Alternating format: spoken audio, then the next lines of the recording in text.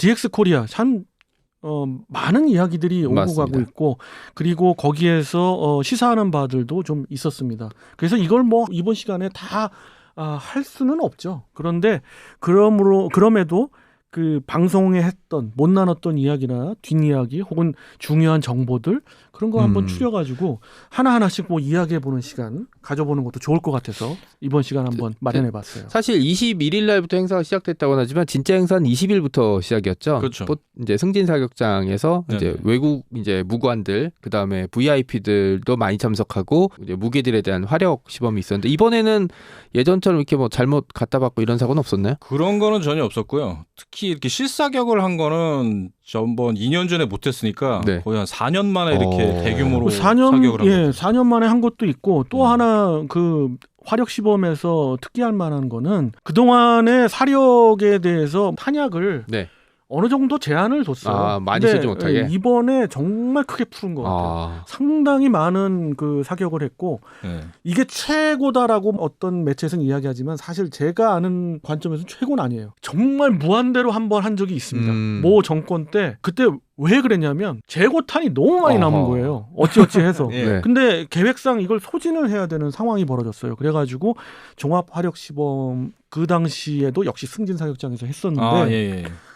운 좋게 거길 가서 혹시 정말- 97년에 한 거 2000년대입니다. 17년 네. 17년에 한 거 말씀하세요? 17년은 아니고요. 17년 아니고요? 17년은 아니고 그거보다는 조금 더 아래 내려가는데 네. 아무튼 그때가 최고였던 것 같고 이번이 두 번째인데 이번에도 상당히 특징적인 부분을 많이 볼 수가 있었고 특히나 무인기를 활용한 드론봇 전투단 있지 않습니까? 네네. 드론봇 전투단에서 교리 개발을 다 한 것을 한꺼번에 보여주고 있는 그런 시연도 해서 특히나 더 좋았고요. 물론 제가 이번에 뭐 직접 가서 볼 수는 없었는데 영상을 보니까 충분히 느낄 수 있었고 그 외에는 다른 때와 비교해서 특별하게 다른 건 없습니다만은 날씨가 워낙 좋더라고요. 그렇죠. 네, 날씨 거기에서 아주 좋았습니다.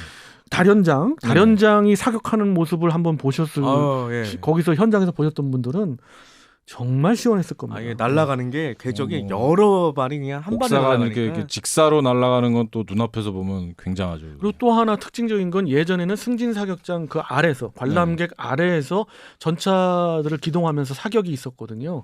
그래가지고 뭐 추월 공격, 초월 공격 이런 시연도 좀 하고 그랬는데 이번에는 전차들을 일부 관람객 바로 앞에다가 놓고 사격을 하더라고요. 네, K2, K21이 굉장히 많이 썼습니다. 평소보다. 상당히 많이 쏜 거고 그 굉음을 현장에서 들으셨으면 정말 전율이 오지 않았어요. 호갑이 느껴지죠. 뻥 하면은 바로 이렇게 몸이 밀려드는 그렇죠. 그 네. 느낌이 딱 있습니다. 그 생각이 나요. 예전에 아덱스에서 김 PD님께서 정말 처음 이 현장에서는 처음 듣는 제트 엔진 실제 소리, 엔진 소리. 네. 전투기 엔진 소리를 듣고서 정말 그 잘생기신 그 용안에 동그랗게 뜨시면서 이렇게 네, 좋아하셨던 그런 게 생각날 정도로 이번 그 종합화력 시범에서도 예. 많은 분들이 그런 걸 느꼈으리라 봅니다. 예. 또 그 엔진 소리와 함께 특유의 그 냄새가 나죠. 그 진짜 퓨엘 냄새 딱 나면 그 심장을 때린다고 네. 해야 되나? 네, 그렇죠. 진짜.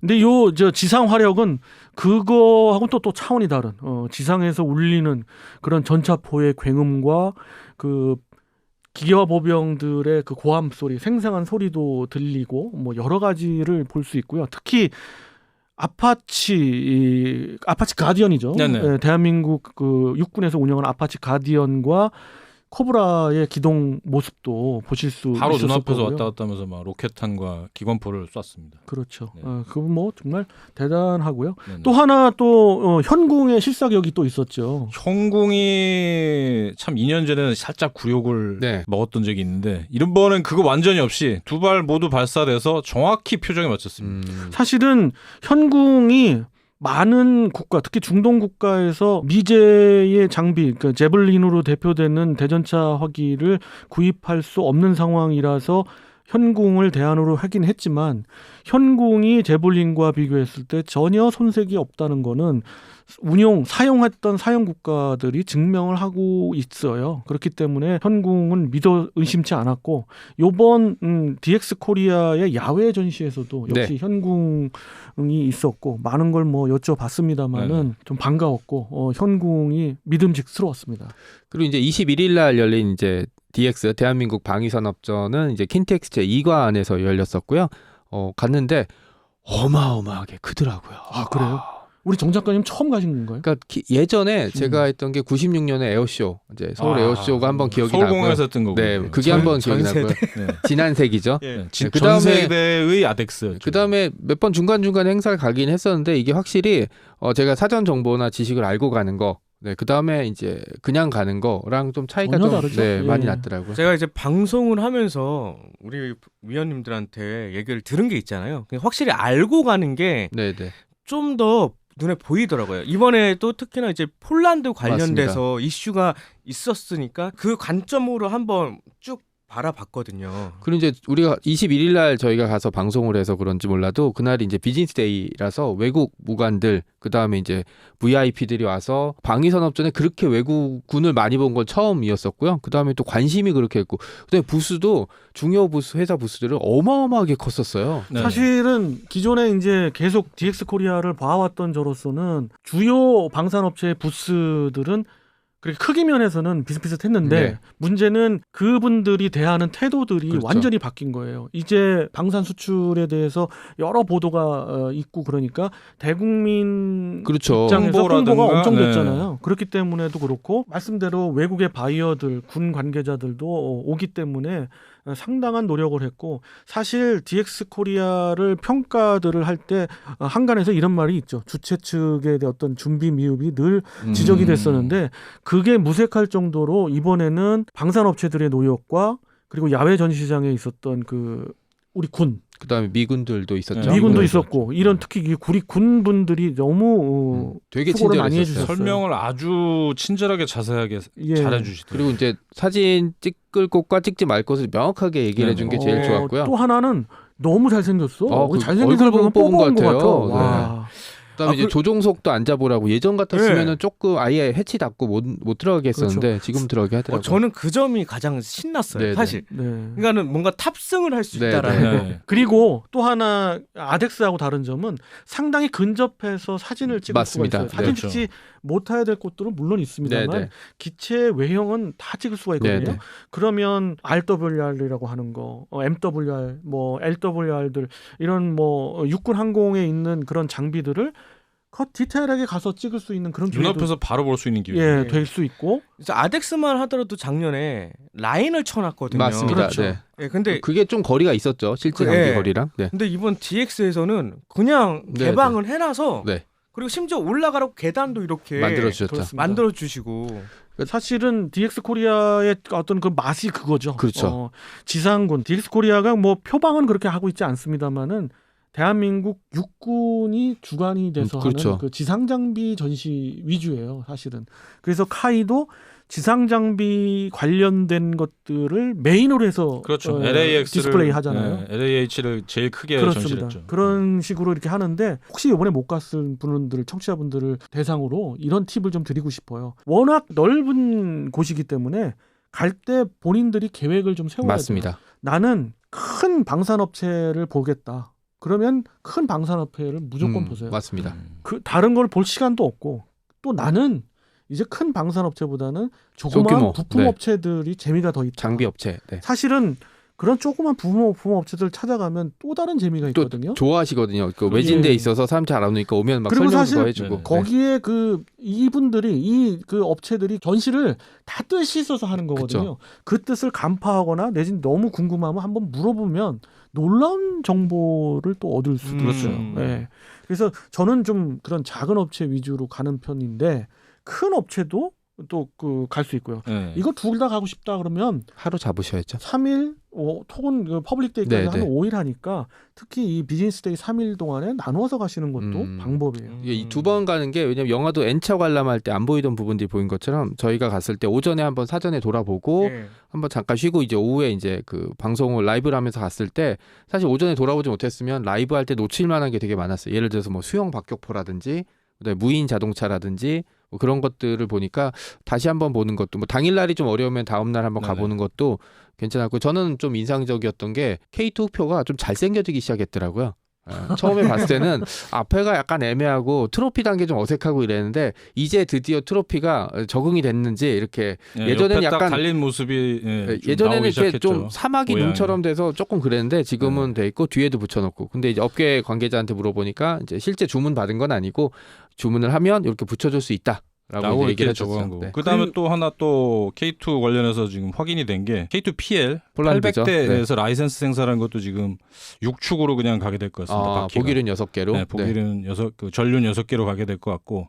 그래서 무게 관련을 해서 물어봤더니 방어력은 강화되지만 이미 밸런스를 맞췄다. 라고 확실하게 얘기를 하시더라고요. 근데 방어력 강화에 대해서 저는 좀 더 디테일한 질문을 좀 해봤어요. 저도 사실 이번에 못 가고 폴릭데이에 네, 가봤는데 그런 정보를 얻었는데 뭐냐면 방송에서도 얘기했던 금속 복합 재료를 역시. 사용할 수 있다. 그런 것은 우리도 자체 개발을 했습니다마는 폴란드가 요구하는 수준의 그런 재료를 장착하겠다라는 게 있고 물론 그것은 기밀입니다. 뭐 폴란드가 이걸 했다라고 얘기를 저는 단정을 못 드려요. 왜냐하면 그것은 폴란드가 숨겨야 될 그런 그렇죠. 상황이기 때문에 그렇지만 보기륜을 육축을 했다는 이야기는 미루어 짐작컨대 당연합니다. 그거는 어떻게 보면 그러면서도 방어력을 높일 수 있다면 당연히 6륜으로 하겠죠. 그렇죠. 네. 지난 방송에서 말씀드렸듯 M1A2 셉 3, V3 정도로 V3, 가야 된단 말이에요. 그렇게 되면은 금속 복합 재료 MMC를 사용하지 않을 수밖에 없고 또 하나 제가 들은 바로는 트로피 능동 방어 시스템도 역시 마찬가지입니다. 이걸 장착하느냐 안 하느냐의 여부는 알려드릴 수가 없는데 폴란드에서 당연히 요구를 하는 상황이고 그렇죠. 제가 궁금한 점은 저는 방산보다는 우리의 기술력이 어느 정도 올라왔느냐 바로 그 당시에 조금 실패라기보다는 기계화 보병의 피해가 너무 많이 가서 우리 자체적인 능동 방어 시스템 그 APS를 장착을 못했잖아요. 하나 디펜스가 어쨌든 지금 네. 성공은 했다고 말을 하더라고요. 그 부분은 성공을 했고 그 부분은 트로피 시스템 정도 수준까지는 왔다라는 이야기를 하고 트로피보다 더 나아가서의 능력을 가질 수도 있다. 다만 입증되기에는 아직 시간이 좀 부족하니까. 그렇죠. 네. 그러니까 아쉬운 게 그거예요. K2에서의 아쉬움은 좀 더 시간이 있었으면 좀 더 좋은 게 나왔지 않았을까 하는 거고 폴란드의 추가 생산분은 800대 얘기하는 거죠. 그 추가 생산분 폴란드 현지에서 생산하는 거는 좀 더 명품 전차가 나오지 않을까 예측이 됩니다. 보니까 그 세대를 모형으로 그렇죠. 조그맣게 삼형제. 맞아요. 네. 했는데 하나는 큰형아래 삼형제. 네. 예, 노르웨이. 네. 그 다음은 폴란드. 폴란드. 네. 그 다음은 저기 이제 중동 지역. 버전이었죠. 네. 근데 이제 청취자분들 가셔서 보셨으면 나오는 게 가운데 있는 거 있지 않습니까? 폴란드 버전이라고 하는 건 사실 그건 참고할 수가 없는 게 그건 예전 폴란드의 아주 초창기 때 제안했을 때 했었던 그때부터 그 나왔던 모델이에요. 거예요. 그래서 지금 현재 그 모델은 전혀 아니기 때문에 그거는 내가 그래서 딱 제가 이제 딱 봤을 때 그건 왜 전시를 하셨습니까 했더니 어떻게 이걸 아시냐고 이 부분은 어디서 나오셨냐고 물어보지 않나요? 얘기는 했어요. 그래서 내가 모처에서 왔다. 네, 아니 그 잘하셨어요. 가운데 부분에 대한 거는 사실은 보기 좋게 세대를 보기 좋게 하기 위해서였지 그거는 아니다. 그리고 이제 보기련 숫자를 감추려고 뒤에를 이렇게 네, 그 라이브 방송 때도 저희가 그 얘기했었죠. 뒤에 아니, 위장망이 뒤에 위장망을 씌워서 이렇게 감췄을까 했는데 그게 그거하고 관련이 있을 거야. 그리고 아까 또 루마니아군 얘기하셨는데 그 지금 루마니아도 지금 K2 도입에 관련해서 도입 그 계획 추천 의향서를 제출했습니다. 그러니까 왜냐면 그래서 지금 폴란드가 한번 설례를 보여줬는데 그 M1 에이브럼스 전차 좋은 전차이긴 한데 열화우라늄탄을 못 쓰게 되면은 사실 큰 너프가 되는 거고요. 그다음에 또 하나가 기름을 너무 많이 잡아먹어요. 미제니까 들여와야 되는데 또 재생 전차일 가능성이 되게 높아지거든요. 쓰던 전차나. 근데 몇십억 몇백억을 줬는데 이게 쓰던 전차야. 이러면 좀 애매할 수 있기 때문에 그런데 이제 물론 맞습니다. 네. 그 M1A1 추가분 주방위군이 네. 쓰던 거는 중고 전차가 맞는데 네. A3 네. 그 A2C 네. A2C 말씀드렸던 열아우라탄으로는 그 미군의 주력은 신규 네. 생산분이 들어오죠. 그 다음에 또 하나 봤던 게 이제 카이 부스에서 좀 이슈가 됐던 이제 우영우 비행기. 네, 그 범고래였던 그 MCX. 중형 수송기. 네. 너무 고래 예쁘더라고요. 돌고래. 사실 우영우 해가지고 많이 한간에서 이야기가 나오는데요. 네. 실질적으로 좀 그 깊은 질문을 좀 드려봤어요. 좀 안 파고드는 질문을 드려봤더니 결국은 맞습니다. 이거는 정말 컨셉이고 그럼요. 네. 지금 단계에서는 기초 설계 자체도 연구 단계에 있지 뭐 이것이 이제 사업화된다 전혀 아니고요. 여기 전반적인 부분에 대해서 말씀드릴 거는 DX 코리아에서의 각 부스에 있는 그런 모델이나 이런 것들은 지금 현재 사용할 것도 있지만 대부분은 방산업체가 제시하고 있는 미래의 그렇죠. 컨셉이에요. 개발 컨셉 모델. 네, 약간 그래서 정항모 같은 거구나. 네. 그렇습니다. 그런 뜻까지, 네. 뭐 대부분은 그래서 이것을 해석을 그런 식으로 하셔야 돼요. 딱 이 모양대로 나온다. 이렇게 될 것이다가 전혀 아니라는 아니죠. 거죠. 전혀 아니죠. 음. 심지어 좀 제가 지적한 것 중에 하나는 함재기 버전이지 않습니까? 옆에 KF 있었죠. 그 함재기 버전에 KF-CLN. 날개를 접었잖아요. 네. 그 날개 접은 거에 이상한 장치를 하나 해가지고 접힐 수 있는 네. 이거. 아니 정말 장난감도 아니고 실제로 이렇게 만들 거예요. 막 이러면서 웃으면서 했더니 아유 어떻게 그런 것까지 보시냐. 그거 네. 아니다. 어디서 오셨냐고 또 물어봤겠죠. 네. 거기서. 어디서 또. 오셨습니까? 그거보다는 그때는 그런 얘기는 않고 거기에 장착돼 있던 대함 미사일이 램제트네요. 그랬더니 이 부분에 대해서 벌써 개발이 그럼 된 건가요? 그랬더니 처음에 말을 않다가 자기가 카이에서 하는 건 아니잖아요. 네, 그런데 그렇죠. 개발을 하고 있는 중이고 좋은 성과가 있는 걸로 알고 있다. 포는 램제트4를 봤는데. 그렇죠. 155mm 램제트 램제트 쓰는 포탄. 네네. 그 부분도 사실 우연치 않게 퍼블릭 데이에 갔더니 전 장관 출신 분들 내지는 뭐 이런 고위 VIP들이 가면 들을 정보들이 별로 없어요. 그런데 지휘관 중에서도 상당히 그 실질적인 지휘관, 실무자. 현역에 있는 네. 분들. 실제 사용할 부대의 지휘관. 제가 우연치 않게 갔을 때 풍산하고 한화에서 화력 여단장께서 어이구. 그래서 실- 옆에 소비자네요. 어떻게 그렇죠. 보면. 네. 옆에 제가 거의 나는 뭐 수행원도 비서처럼, 아닌데 네, 네. 가서 풍산 측 관계자들이 없는 얘기 있는 그 다 해야죠. 모든 네. 정보를 쏟아붓는 걸 다 듣고 왔는데 유익했었어요. 예. 예. 그 인상 깊었던 내용들 중에 그 좀 얘기해 줄 수 있는 내용들은 어떤 게 있나요? 저는 60mm 수영 박격포. 수영 박격포는 사실 업체에서 그냥 제시를 해본 거다.